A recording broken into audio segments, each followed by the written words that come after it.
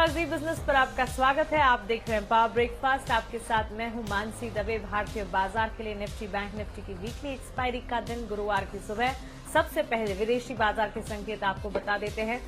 देखिए, इलेक्शन का मूड विदेशी बाजार में बिल्कुल देखने को मिल रहा है और इसी के चलते आप देखिए सबसे पहले अमेरिकी बाजार में अच्छी तेजी के साथ कल कामकाज देखने को मिला। इंट्राडे में करीब 800 अंकों का उछाल भी दिखा। उसके बाद डाउ करीब 370 अंकों की बढ़त के साथ बंद हुआ है। नेस्डैक में भी करीब 425 अंकों की तेजी देखने को मिली। एशियाई बाजार आज सुबह शुरुआत कैसी हो रही है? अच्छी शुरुआत के साथ ही एशियाई बाजार में ट्रेड आप देखेंगे करीब 1.5% की बढ़त है। यहाँ पर 181 अंकों की तेजी के साथ 12,087 के स्तर पर ये कर रहा है ट्रेड। वहीं डाउ फ्यूचर्स में भी हल्की सी ही सही लेकिन अच्छी तेजी के साथ यहाँ पर ट्रेड देखने को मिल रहा है। उतार चढ़ाव के बीच जरूर कामकाज है और निक्केई 225 अंक की मजबूती दिखा रहा है। चलिए विदेशी बाजार के संकेत विस्तार से समझ लेते हैं। इलेक्शन पर क्या कुछ अपडेट्स मिल रहे हैं वो भी एक एक कर आपको बताते हैं। विदेशी बाजार के संकेत लेकर हमारे साथ दीपांशु भंडारी जुड़े हैं। थोड़ी ही देर में जी बिजनेस के मैनेजिंग एडिटर अनिल सिंह भी हमारे साथ जुड़ेंगे। उनसे आज के लिए पहली रणनीति समझेंगे। Deepanshu, good morning. बताएं विदेशी बाजार के संकेत आज कैसे लग रहे हैं? Good morning Mansi. और बेहद मजबूत संकेत आ रहे हैं। किसी ने नहीं सोचा था कि इतनी बड़ी रैली आपको कल शाम बाजारों में देखने को मिलेगी और आज सुबह एशिया के बाजार भी उस पर रिएक्ट कर रहे हैं, इसके बावजूद कि यूएस चुनाव की अभी भी अनिश्चितता जारी है। तो वहां पर हमारी नजर जरूर है और अनिल सर और बग्गा साहब आपको बेटर एक्सप्लेन करेंगे कि मार्केट्स और चुनाव पर क्या चल रहा है। पर एक बार मैं आपको कल का एक्शन बता दूं उससे पहले, आज फेड का निर्णय आएगा, आज शाम को निर्णय आएगा, तो कल सुबह हमारे बाजार इस पर रिएक्ट करेंगे। बट ये जरूर एक महत्वपूर्ण ट्रिगर रहेगा मार्केट्स के लिए। साथ ही बेरोजगारी के दावे आएंगे साप्ताहिक यूएस में, वहां पर भी हमारी नजर रहेगी। कल शाम हमने देखा कि एक शानदार रैली आई अमेरिकी बाजार में। एक बार फिर से ये पूरा हफ्ता अच्छा रहा है और इंट्राडे में तो डाउ में 800 अंकों से ज्यादा की तेजी देखने को मिली। हालांकि टुवर्ड्स एंड बाजार थोड़ी मुनाफा वसूली भी देख रहे थे, फिर भी 370 अंक ऊपर डाउ बंद हुआ और इससे ज्यादा तेजी आपने देखी है आईटी पैक में। आईटी में लगभग 4% का उछाल आते हुए देखा है। सारे के सारे दिग्गज आईटी स्टॉक्स ने आउट परफॉर्म करा है कल। हेल्थ केयर यहां पर भी अच्छी तेजी बनी और एनर्जी स्टॉक्स में भी खरीदारी आती हुई दिखी। तो कह सकते हैं कि एक तरह से एक ब्रॉड बेस्ड रैली थी, पर ये 3 अहम सेक्टर से जहां पर एक्शन दिखा। यूरोप के बाजारों में भी तेजी का ही माहौल रहा। यूएस से वो भी क्यूज ले रहे थे। हालांकि आज से यूके में जो दूसरा लॉकडाउन है वो लागू हो जाएगा। 2 दिसंबर तक ये लॉकडाउन चलेगा। हमने देखा है कि कोरोना वायरस के मामलों में यूएस में रिकॉर्ड उछाल एक बार फिर से आया है। 1,03,000 से ज्यादा नए मामले सामने आए, बट फिलहाल बाजार इसे इग्नोर कर रहा है। देखते हैं आगे रिएक्शन देता है कि नहीं। अमेरिकी भंडार गिरने से कच्चे तेल में हमने तेजी जरूर देखी है। ब्रेंट अब $40 के पार हो चुका है, वहां पर नजर रखिए। डॉलर में रिबाउंड आया है, सोने पर हल्का सा दबाव है, but all in all election अभी भी अनसर्टेन है, पर हम देख रहे हैं कि बाजारों में तेजी का माहौल है। बिल्कुल दीपांशु, शुक्रिया ये जानकारी के लिए और हमारे साथ जुड़ने के लिए। तो तेजी का माहौल है और बाजार में अच्छी बढ़त के साथ ही ट्रेड देखने को मिल रहा है। एशियाई बाजार आगे किन लेवल्स तक जाते हैं ये देखना काफी दिलचस्प होगा। आगे बढ़ते और जान लेते हैं कि कल के कारोबारी सत्र में संस्थागत निवेशकों ने क्या किया। एफआईएस डीआईएस का एक्शन देखें। एफआईएस ने कैश मार्केट में 146 करोड़ की खरीदारी की है। डीआईएस ने कैश मार्केट में 8 करोड़ की बिकवाली की है। वहीं वायदा बाजार में एफआईएस की तरफ से 271 करोड़ की खरीदारी आती हुई दिखी है। तो क्लियरली कैश मार्केट और वायदा बाजार में एफआईएस ने खरीदारी की है और कैश मार्केट में 8 करोड़ की बिकवाली डीआईएस की तरफ से। अब सीधा रुख करते हैं हमारे स्पेशल सेगमेंट का, जहां हम रोज बात करते हैं जी बिजनेस के मैनेजिंग एडिटर अनिल सिंघवी से।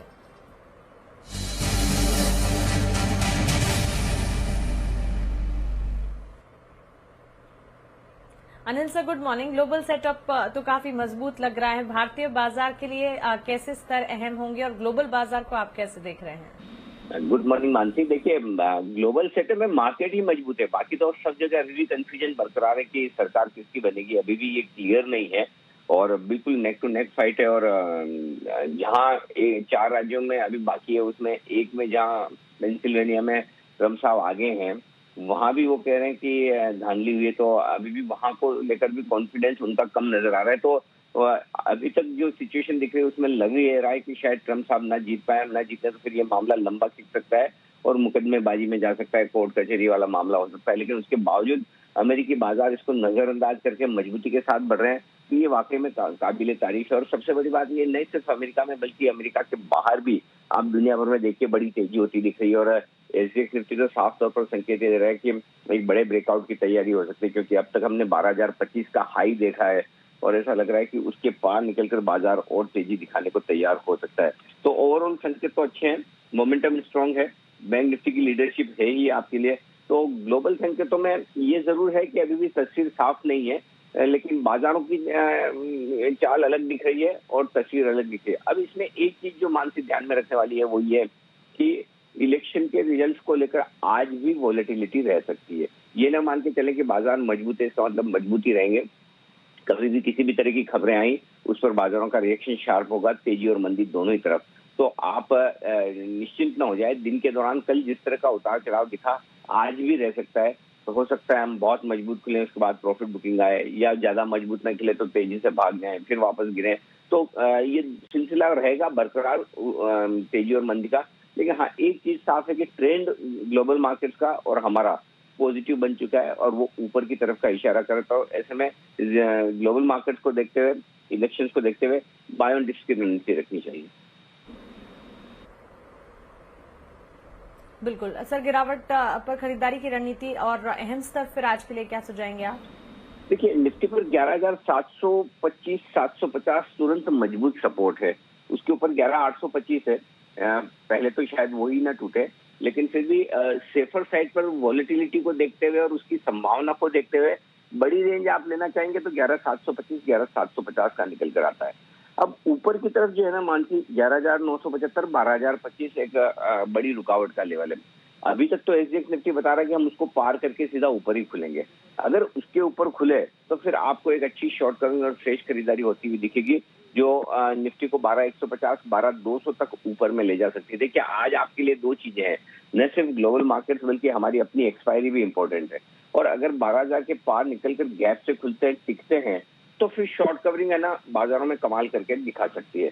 जहां तक बैंक निफ्टी का सवाल है, लेवल्स थोड़े से दूर के हैं। इमीडिएटली जो सपोर्ट है ना वो बहुत नीचे आ रहा है, 25,100 25,250, ये 150 पॉइंट की रेंज है। ये आपके लिए इमीडिएट सपोर्ट के तौर पर काम करेगी और यहाँ पर आपको फोकस करना चाहिए। ऊपरी स्तरों पर 26,225 26,450 ये छोटी रेंज है, यहाँ पर जाकर बाजार थोड़ा सा रुक सकता है और इसको पार किया तो 26,450 26,750 तक की फाइनल टारगेट बैंक निफ्टी की बनेगी। तो मुझे लगता है कि शुरुआत में आपको फर्स्ट हाफ में ग्लोबल मार्केट से संकेत मिलकर ट्रेड होते हुए दिखेंगे और सेकंड हाफ में फिर एक्सपायरी हावी होती हुई दिखेगी पोजीशंस के लिहाज से। जी मानसी। बिल्कुल सर, शुक्रिया विस्तार से भारतीय बाजार, विदेशी बाजार और साथ ही रणनीति हमें समझाने के लिए। तो यहाँ पर देखिए, फर्स्ट हाफ में यूएस इलेक्शन का इम्पैक्ट देखने को मिल सकता है। जिस तरह से अनिल सर बता रहे हैं, वॉलेटिलिटी आज भी देखने को मिल सकती है। करना आपको कुछ नहीं, हर रणनीति जो हम आपको बता रहे हैं उस पर गौर कीजिएगा, उस पर ध्यान रखिएगा। ये राय फिलहाल आपके लिए। और सेकंड हाफ में क्योंकि भारतीय बाजार के लिए वीकली एक्सपायरी है, उस पर भी नजर रखनी चाहिए। चलिए, खबरों वाले शेयर्स कौन से हैं ये जान लेते हैं। उससे पहले एक बार आपको रणनीति बता देते हैं। 11,725 से 11,750 निफ्टी के लिए सपोर्ट जोन्स का काम करेंगे। 11,975 से 12,025 के ऊपरी रेंज है, इसे आप ध्यान में रखें। बैंक निफ्टी के लिए 22,100 से 22,250 के सपोर्ट जोन्स मानकर चलें और ऊपरी रेंज 26,225 से 26,450। आज के सत्र में गिरावट में खरीदारी के मौके देखने को मिल सकते हैं। अब खबरों वाले शेयर्स जान लेते हैं पूजा त्रिपाठी से। पूजा, गुड मॉर्निंग, बताएं। Good morning Mansi. काफी ढेर सारे नतीजे हैं जहां पर कि आपको नजर रखनी है। शुरुआत ट्रिगर से कर लेते हैं। आज वायदा बाजार के नतीजे फोकस में रहेंगे। Godrej Consumer Products, Concord, Torrent Power और बर्जर पेंट्स जैसी कंपनी आज अपने नतीजे घोषित करेंगी, तो यहाँ पर आप नजर रखिए। इसके अलावा कुछ और ट्रिगर्स में मुंबई समेत महाराष्ट्र में आज से सिनेमा हॉल और थिएटर खुल जाएंगे। सुप्रीम कोर्ट में लोन मोरेटोरियम मामले पर अगली सुनवाई भी होने जा रही है और Mumbai Pune Hyderabad bullet train corridor के टेंडर के लिए पहली प्री बिड मीटिंग भी है आज। तो ये कुछ तमाम इवेंट्स हैं जहां पर कि आपको नजर रखनी है। इसके अलावा कुछ नतीजों की बात करें तो आज अपोलो टायर्स फोकस में रहेगा। नंबर हमारे अनुमान से बेहतर थे। आय में करीब 7.5% की बढ़त और मुनाफा करीब 1.5 गुना बढ़ा है कंपनी का इस तिमाही। पिडलाइट कंज्यूमर के भी नंबर्स अच्छे दिखाई दे रहे हैं, हमारे अनुमान से बेहतर। आय में करीब 4% की ग्रोथ है और मुनाफे में 10% की गिरावट जरूर देखी गई है, लेकिन अगर एडजस्टेड बेसिस पर देखेंगे तो अनुमान से जो हमने अनुमान किया था एग्जैक्ट वही नंबर्स निकल कर आ रहे हैं। ल्यूपिन घाटे से मुनाफे में आ चुकी है कंपनी, लेकिन नंबर्स अनुमान से कमजोर है। आय में करीब 1% की गिरावट इस बार दर्ज हुई है और 211 करोड़ का कंपनी ने मुनाफा दर्ज किया है। हम 278 करोड़ के प्रॉफिट का अनुमान कर रहे थे। एचपीसीएल के नंबर्स भी अनुमान से बेहतर नजर आ रहे हैं। आय में करीब 37% की बढ़त तिमाही दर तिमाही और मुनाफे में करीब 12% की गिरावट इस बार देखी गई है। जो जीआरएम है वो $5 प्रति बैरल के आसपास है। हम करीब $2 प्रति बैरल का अनुमान कर रहे थे और इसके अलावा कंपनी ने करीब 2,500 करोड़ के शेयर बायबैक की भी घोषणा कर दी है। ₹250 प्रति शेयर के भाव पर 34% प्रीमियम पर ये प्राइस तय किया गया है। यूनाइटेड स्पिरिट्स के नंबर कमजोर हैं। आय में करीब 7% की गिरावट इस बार देखी गई है। मुनाफा 40% से ज्यादा घटा है कंपनी का। और इसके अलावा एसआरएफ के नंबर्स की अगर बात करें तो वहां पर नंबर्स अनुमान से बेहतर हैं। आय में 20% की बढ़त इस बार दर्ज की है कंपनी में। मार्जिन के फ्रंट पर नंबर्स शानदार है और मुनाफे में भी 56% के आसपास की बढ़त इस बार देखने को मिली। नतीजे और भी ढेर सारे हैं, हम आपको क्विकली बताते थे। कैश सेगमेंट से हैप्पीएस्ट माइंड के नंबर्स अगर आप देखेंगी तो आय में 3% की बढ़त, मुनाफे में 32% की गिरावट इस बार देखी गई है। नतीजे मिले जुले हैं। जुबिलेंट लाइफ साइंसेज के नंबर्स भी मिले जुले ही हैं। आय में 5% की बढ़त देखी गई है, मुनाफा 10% घटा है कंपनी का। इंडियन होटल्स मुनाफे से घाटे में आ चुकी है कंपनी, नंबर्स कमजोर है। आय में 70% से ज्यादा की गिरावट दर्ज हुई है और इस बार कंपनी ने 25 करोड़ का घाटा दर्ज किया है। तो कमजोर नंबर्स इंडियन होटल्स की भी। जेके लक्ष्मी सीमेंट के नंबर्स काफी अच्छे दिखाई दे रहे हैं। आय में 11% की बढ़त हुई है, मुनाफा 80% से ज्यादा बढ़ा है कंपनी का। तो शानदार नंबर्स जेके लक्ष्मी सीमेंट के भी। और आखिर में बात करते हैं जिंदल स्टेनलेस की। यहाँ पर भी नंबर्स अच्छे हैं। आय में अच्छी बढ़त हुई है, मुनाफा 60% बढ़ा है कंपनी का और कामकाजी फ्रंट पर भी अच्छी बढ़त देखने को मिली है। एक खबर भी है पिरामिड एंटरप्राइजेस से जुड़ी। 3 इंडिपेंडेंट डायरेक्टर के इस्तीफे की बात आ रही थी, हमने देखा था स्टॉक में रिएक्शन भी देखने को मिला था। अब इस पर एक्सचेंजेस में कंपनी ने सफाई भी दी है कि ये सक्सेशन प्लानिंग के तहत ये फैसला लिया गया था पिरामिड एंटरप्राइजेस की तरफ से।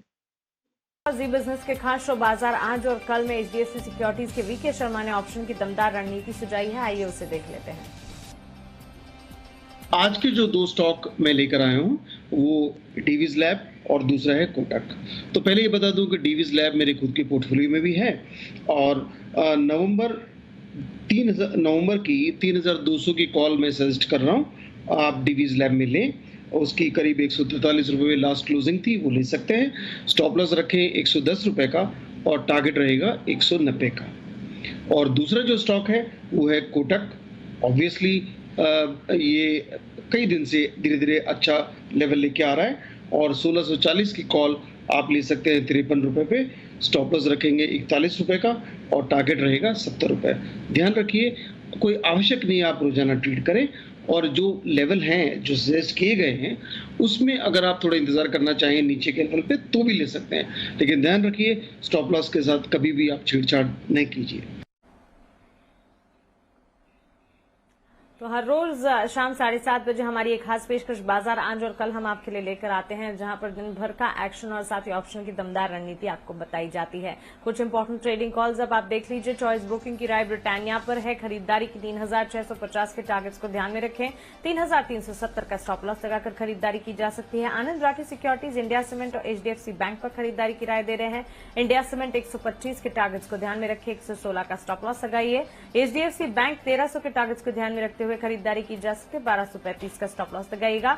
एक्सिस सिक्योरिटीज की राय बीपीसीएल और आईटीसी पर है। बीपीसीएल खरीदारी की राय 364 के टारगेट्स के लिए, 342 का स्टॉप लॉस। वहीं आईटीसी में भी खरीदारी की जा सकती है। इंट्राडे पर्सपेक्टिव के लिहाज से 180 के टारगेट्स यहां पर देखने को मिल सकते हैं, 166 का स्टॉप लॉस लगाना बिल्कुल ना भूलें। हमारे साथ ग्लोब कैपिटल मार्केट्स के वीपी रिसर्च हिमांशु गुप्ता आप जुड़ गए हैं। हिमांशु जी गुड मॉर्निंग, स्वागत है आपका जी बिजनेस पर। इंडेक्स पर आपका नजरिया और स्टॉक्स आज के लिए कौन से आप सुझा रहे हैं वो भी बताएं। गुड मॉर्निंग मानसी जी। देखिए क्लियरली जैसा कि शुरुआती रुझान है यहाँ पर एसजीएक्स निफ्टी को देखते हुए, तो बाजार अगर 12,000 के ऊपर यहाँ पर ओपनिंग देता है तो मेरा ऐसा मानना है कि जो मल्टीपल रेजिस्टेंस यहाँ पर निफ्टी ने फेस किया था 12,000 के आसपास, वो एक ब्रेक अवे गैप के साथ खुलता हुआ नजर आएगा। और यूजुअली हम ऐसा देखते हैं कि कुछ बड़ा रेजिस्टेंस का जोन अक्सर गैप अप या गैप डाउन के साथ ही टूटता हुआ नजर आता है। तो मेरा ऐसा मानना है कि जो एग्रेसिव ट्रेडर्स हैं वो इस गैप अप के बाद भी यहाँ पर खरीदारी करके चल सकते हैं। मेरा मानना है 12,030 12,050 का जोन रहेगा जहाँ पर निफ्टी में तेजी की पोजीशन बनाई जा सकती है। 11,970 का एक स्टॉप लॉस लगाया जा सकता है। 12,150 12,200 तक के टारगेट्स मेरा ऐसा मानना है कि निफ्टी यहाँ पर दिखाता हुआ नजर आ सकता है। हालांकि मानसी यहाँ पर इम्पोर्टेंट रहेगा कि क्योंकि अभी यूएस इलेक्शंस आउटकम पूरी तरह से क्लियर नहीं है, तो थोड़ी सी वॉलेटिलिटी जरूर इंट्राडे में देखने को मिल सकती है और स्विंग्स देखने को मिलेंगे। लेकिन मेरा ऐसा मानना है कि ब्रॉडली बाजार अगर 12,000 का लेवल पहले 1 घंटे में होल्ड करता है तो फिर मुझे लगता है कि वहां से जो गेन्स है वो बढ़ते हुए नजर आ सकते हैं जैसे जैसे हम ट्रेडिंग आगे बढ़ेंगे।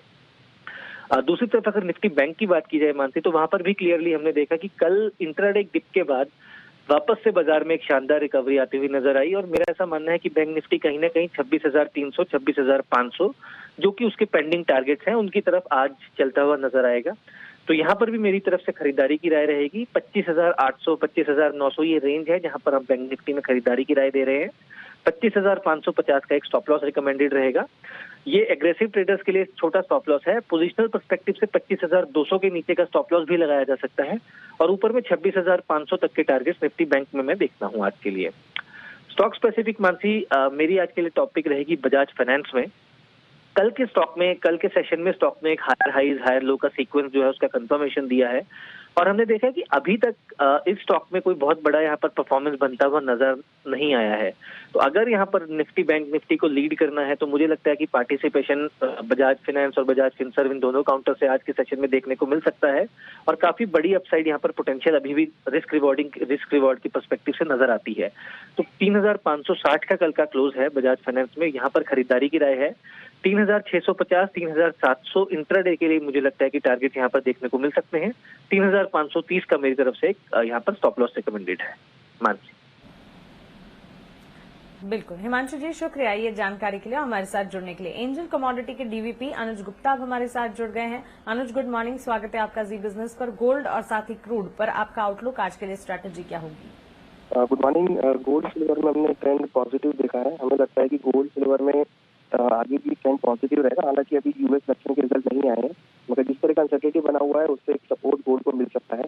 तो गोल्ड में खरीदारी करना चाहिए करीबन 50,500 के आसपास। स्टॉप लॉस 50,300 का रहेगा। टारगेट 51,200 51,500 तक हो सकता है। सबसाइड मोमेंटम गोल्ड सिल्वर में देखने को मिल सकता है।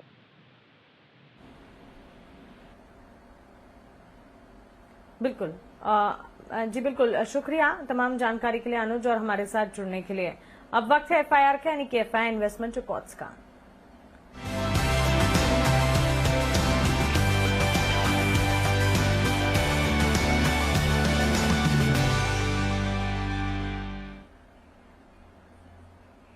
ब्रोकरेज रिपोर्ट्स के साथ सृष्टि शर्मा हमारे साथ जुड़ी हैं। सृष्टि, गुड मॉर्निंग, बताएं। Good morning Mansi. आज सबसे पहली रिपोर्ट है एसबीआई पे। अच्छे नतीजों के बाद यहाँ पे सीएलएसए ने खरीदारी की राय बरकरार रखते हुए 310 से लक्ष्य बढ़ा के 330 के कर दिए हैं। नतीजों के बाद मौजूदा भाव पे वैल्यूएशंस वो काफी सस्ते बता रहे हैं और आगे जाके एक बड़ी री रेटिंग की भी संभावना हो सकती है। दूसरी रिपोर्ट है एचपीसीएल पे, जहां पे नतीजों से खुश होकर सीएलएसए ने एक रेटिंग अपग्रेड दिया है। बिकवाली की राय बदलकर खरीदारी की राय कर दी है। इन्वेंट्री गेन्स के चलते नतीजे काफी अच्छे आए हैं और जो कंपनी ने बायबैक अनाउंस किया है वो शेयर होल्डर्स के लिए एक रिवॉर्ड बता रहे हैं। और आखिरी रिपोर्ट है गोदरेज प्रॉपर्टीज पे, जिसपे आज एक फिर से रेटिंग डाउनग्रेड आया है। कल भी मैक्वायरी ने एक रेटिंग डाउनग्रेड किया था। आज सीएलएसए ने आउट परफॉर्म रेटिंग बदलकर सीधा बिकवाली की राय कर दी है और लक्ष्य भी 990 से घटा के 950 के दिए हैं। बिल्कुल सृष्टि, शुक्रिया ये जानकारी के लिए, ब्रोकरेज रिपोर्ट्स हमें बताने के लिए। चलिए इसी के साथ पावर ब्रेकफास्ट में फिलहाल इतना ही।